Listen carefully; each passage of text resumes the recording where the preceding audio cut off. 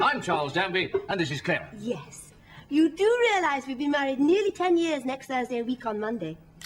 What John Alderton whispered to his dying wife in their final moments together would break your heart, but what she said back changed everything. November 6, 2025, a date that marks the end of one of British entertainment's most enduring love stories. Pauline Collins, the woman who made millions laugh as Shirley Valentine and captured hearts as the spirited maid in Upstairs, Downstairs, took her final breath at age 85. But this isn't a story about an actress. This is a story about a marriage that lasted 50 years in an industry where love rarely survives 5. Her husband, veteran actor John Alderton, has just broken his silence. And what he revealed about their final moments together, the life they built in the shadows of fame, and the secret to their half-century romance, will restore your faith in lasting love. Picture this: a quiet room, Billie Holiday playing softly in the background. 2 hands intertwined, one growing weaker, one holding tighter. John Alderton sat beside the woman he'd loved for more than 50 years, watching her drift between consciousness and peace. He didn't know these would be their last hours together, but somehow she did. Pauline opened her eyes, looked directly at him, and spoke words that would echo in his heart forever. But we're getting ahead of ourselves, because to understand the weight of that final conversation, you need to know how it all began. And it began in the most unexpected place, on a television set in the late 1960s, when 2 actors playing servants discovered something neither of them was looking for. The year was 1968. Britain was in the grip of Upstairs, Downstairs mania. The period drama about an aristocratic family and their servants had become a cultural phenomenon. In the elegant townhouse at 165 Eaton Place, upstairs lived the wealthy Bellamy family. Downstairs, in the servants' quarters, lived the people who kept their world running. And among those servants were 2 characters whose chemistry would leap off the screen and change 2 lives forever. John Alderton played Thomas Watkins, the charming chauffeur with a quick wit and easy smile. Pauline Collins portrayed Sarah Moffat, a spirited maid who refused to be invisible. When they shared scenes together, something electric happened. Viewers noticed it immediately: the way they looked at each other, the timing of their banter, the unspoken understanding that seemed to exist between them. What audiences didn't know was that the chemistry wasn't acting. Alderton remembers the first time he truly saw Pauline. Not as a co-star, not as the woman reading lines across from him, but as someone who would change the entire trajectory of his life.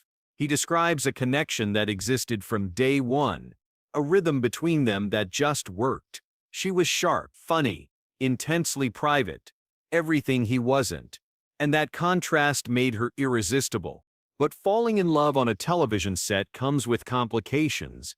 Both actors were professionals.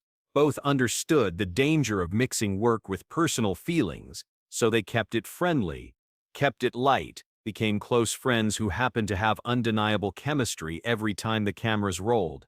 People on the street started noticing. Strangers would stop them and ask if they were married. At first, the question embarrassed them. They'd laugh it off, explain they were just colleagues, just friends. But the question kept coming, and eventually it planted a seed. Maybe other people could see something they hadn't yet admitted to themselves. By 1969, friendship had deepened into something neither could deny anymore.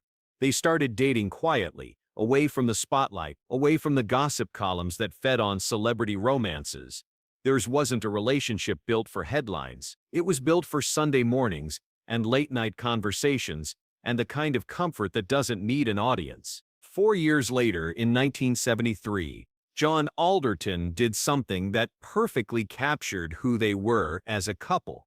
No grand gesture, no elaborate plan, just honesty. They were walking by the river, the kind of simple afternoon they both loved. No cameras, no scripts, just 2 people who'd found their rhythm.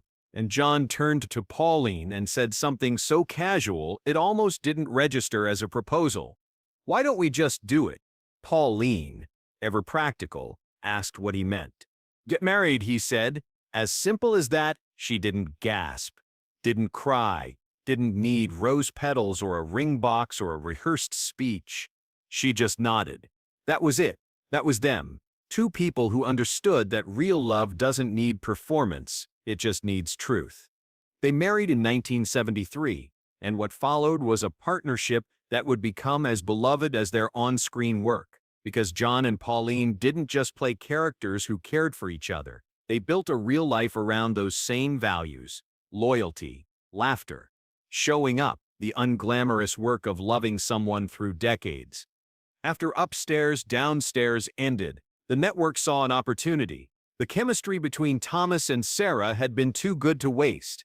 So in 1979, they launched a spin-off series called Thomas and Sarah, following the couple as they left service and started their own life together, art imitating life, or life imitating art. By then, it was impossible to tell the difference. But the show that really mirrored their reality came a decade later, Forever Green, which aired from 1989 to 1992, told the story of a couple seeking escape from London's chaos, moving to the countryside to live more simply, more authentically. John describes that show as a reflection of everything he and Pauline actually wanted: to step back, to live without fuss, to be together without all the noise that comes with fame. Because here's what most people don't understand about Pauline Collins. She never cared about being famous.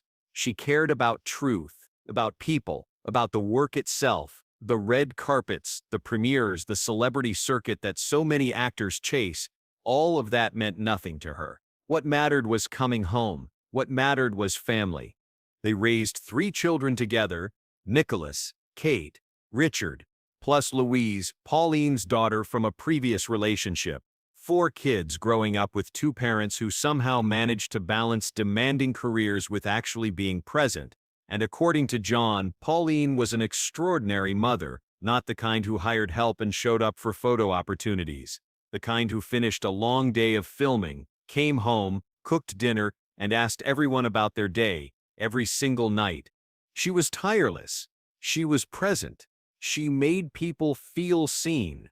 Whether it was her own children or a makeup artist on set or a fan asking for an autograph or someone simply asking for directions on the street, Pauline had this gift for making you feel like you mattered, like you were worth her full attention. In an industry built on ego and self-promotion, she remained radically humble. John describes her as the calm in any storm, the person who never let the business change her core. Fame has a way of distorting people, convincing them they're more important than they are. Pauline was immune to it. After her career-defining role in Shirley Valentine in 1989, a performance that earned her an Oscar nomination and a BAFTA win, people started treating her like royalty. But she was still the woman who'd go to the grocery store in her slippers. Still the person who'd chat with the cashier about their day. Still someone who'd roll her eyes at her own press and tell John that if she ever started believing the headlines, he should give her a good shake, and she meant it. Her acting came from a different place than ego. It came from empathy, from genuine curiosity about what it means to be human. Every character she played, from the maid Sarah to the frustrated housewife Shirley Valentine, sprang from that same deep well of understanding. She didn't perform at people. She invited them in, let them see themselves reflected back. As the years went on, John and Pauline made a choice that baffled their industry peers. They withdrew, stopped attending parties, stopped doing the premiere circuit, turned down interviews, chose the quiet rhythm of domestic life over the constant performance that celebrity demands. Their best nights, Pauline used to say, were nights in, and she was right. They'd walk by the coast, feed the seagulls, talk about nothing important, play Scrabble, which Pauline always won. John would read her poetry and she'd roll her eyes and tell him to stop showing off before beating him at Scrabble yet again. They'd share a glass of wine and laugh at his terrible jokes. Simple, unglamorous, real. That's what 50 years looks like when you strip away the fantasy. It's not constant romance. It's not passionate declarations every day. It's knowing someone so completely that a single raised eyebrow can end an argument. It's respecting each other's work. It's making time to laugh, even when life gets hard. Especially when life gets hard. And life did get hard, because time, which had been so generous to them, eventually came collecting. Pauline's health began to deteriorate. The details remain private, as she would have wanted, but John became her primary companion through it all. The roles reversed. The woman who'd spent decades taking care of everyone else now needed care, and John stepped into that role without hesitation. They didn't talk about illness much. Pauline hated being fussed over. Even in the hospital, even when things were difficult, she'd tell John to stop making a scene. She was strong, stubborn, always in charge, right until the very end. That's how she wanted it, and John loved her enough to let her have that control, even when every instinct told him to wrap her in protection. Which brings us back to that quiet room, November 6th, Billie Holiday on the speakers. Two hands intertwined, John Alderton sitting beside the woman who'd been his home for 50 years. Feeling her slip away and being powerless to stop it. She was tired but peaceful. The kind of peace that comes when you've lived fully, loved deeply, and have nothing left unsaid. At one point she opened her eyes, found his face, and spoke. "You've been a good husband, you know. 5 decades of marriage. Thousands of days together, countless conversations, and in one of their last exchanges, she chose to tell him that John, never one for elaborate speeches himself, responded the only way that felt true. "You've made it easy for me." She smiled. That smile he'd loved since 1968. That smile that had lit up television screens and movie theaters and, more importantly, their private moments that no camera ever captured. She smiled. And those were the last words they exchanged. Shortly after, she squeezed his hand one final time. Then she rested, peacefully, beautifully, just like her. John held her hand to the very end, told her he loved her, as he always did, and said goodbye to the woman who'd been his partner in every sense that word can hold. He describes her in those final moments as beautiful, absolutely beautiful. Not the beauty that magazines photograph or that ages try to preserve. The beauty of a life fully lived, of a person who stayed true to themselves, of love that didn't need performance. The family held a small private service in Sussex, where John and Pauline had lived for many years. No fuss, no big send-off, just family, laughter, and music. They played As Time Goes By, the song that felt right for a love that had, against all odds, lasted through time. That's how she wanted it. Simple, real, surrounded by the people who actually knew her, not the version of her that existed in public imagination. Now John finds himself in the home they shared, navigating a new kind of quiet, but he doesn't describe it as empty. There's a stillness, yes, but Pauline's presence remains.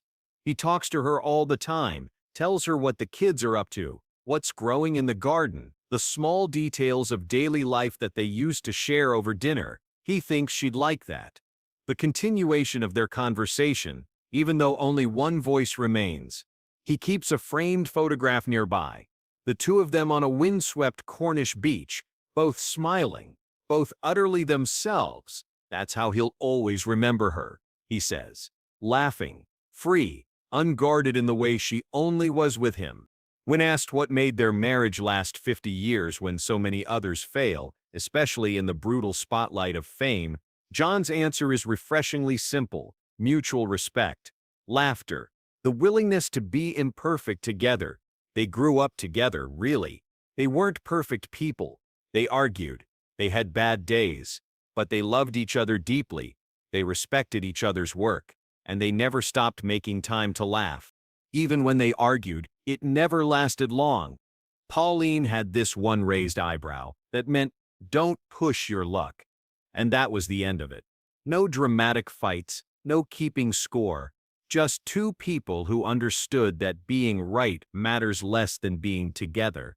When asked what he hopes people remember about Pauline, John grows quiet, then says simply, her kindness and her humor.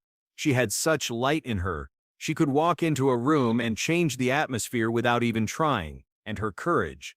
She faced life with grace, all of it. The success, the final chapter. She met it all with grace. People say you only get one great love in your life. John Alderton found his in 1968 on a television set playing servants in a fictional household. 50 years later, holding her hand as she took her final breath, he understood something most people spend lifetimes searching for. Love isn't the grand gestures. It's not the proposals everyone photographs or the romances that trend on social media. Love is walking by the river and deciding to build a life. It's playing Scrabble on a Tuesday night. It's respecting someone enough to let them be stubborn, even in a hospital bed. It's squeezing someone's hand one last time and trusting they understand everything you're saying without words. Pauline spent 6 decades acting, playing characters that made people laugh and cry and see themselves differently. But her greatest role wasn't on any screen. It was being John Alderton's wife. His home, the person he still talks to every day, even though she's gone.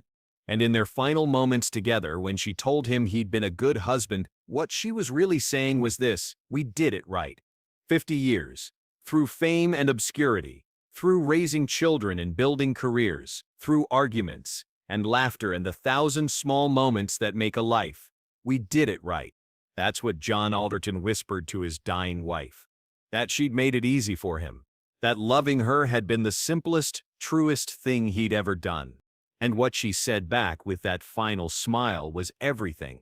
It was 50 years of trust, of partnership, of choosing each other over and over again when easier choices existed. It was a life well lived, reflected in the eyes of the person who'd walked beside her through all of it. She was his home, and home, as we all eventually learn, isn't a place, it's a person. It's the hand you hold when everything else falls away. It's the conversation that continues even after one voice goes quiet.